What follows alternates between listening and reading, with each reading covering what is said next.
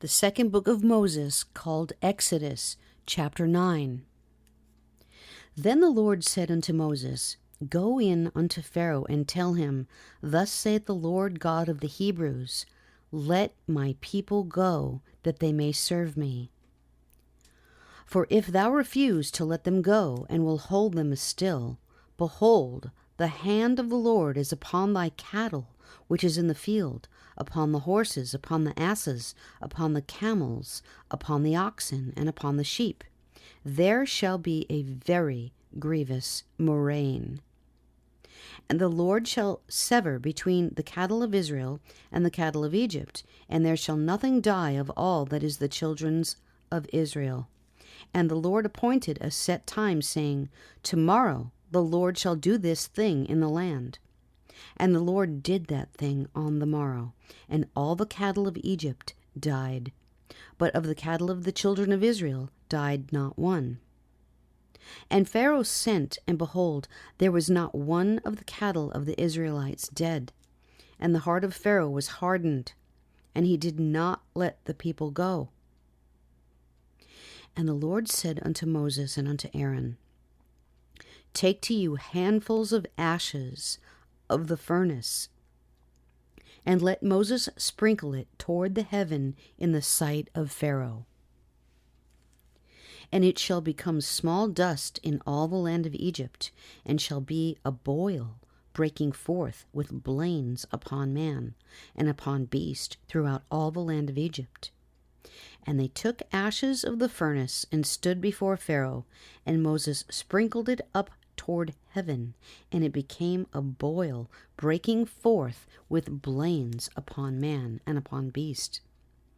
And the magicians could not stand before Moses because of the boils, for the boil was upon the magicians and upon all the Egyptians. And the Lord hardened the heart of Pharaoh, and he hearkened not unto them, as the Lord had spoken unto Moses. And the Lord said unto Moses, Rise up early in the morning, and stand before Pharaoh, and say unto him, Thus saith the Lord God of the Hebrews, Let my people go, that they may serve me. For I will at this time send all my plagues upon thine heart, and upon thy servants, and upon thy people, that thou mayest know that there is none like me in all the earth.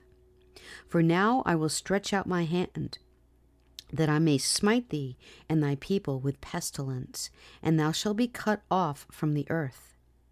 And in very deed, for this cause have I raised thee up, for to show in thee my power, and that my name may be declared throughout all the earth. As yet exaltest thou thyself against my people, that thou wilt not let them go? Behold, tomorrow about this time I will cause it to rain a grievous hail, such as hath not been in Egypt since the foundation thereof even until now. Send therefore now, and gather thy cattle, and all that thou hast in the field, for upon every man and beast which shall be found in the field, and shall not be brought home, the hail shall come down upon them, and they shall die. He that feared the word of the Lord among the servants of Pharaoh made his servants and his cattle flee into the houses. And he that regarded not the word of the Lord left his servants and his cattle in the field. And the Lord said unto Moses, Stretch forth thine hand toward heaven, that there may be hail in all the land of Egypt, upon man and upon beast, and upon every herb of the field throughout the land of Egypt. And Moses stretched forth his rod toward heaven, and the Lord sent thunder and hail, and the fire ran along upon the ground, and the Lord rained hail upon the land of Egypt. So there was hail, and fire mingled with the hail, very grievous, such as there was none like it in all the land of Egypt since it became a nation.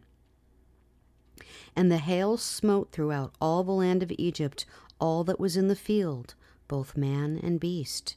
And the hail smote every herb of the field, and brake every tree of the field. Only in the land of Goshen, where the children of Israel were, there was no hail.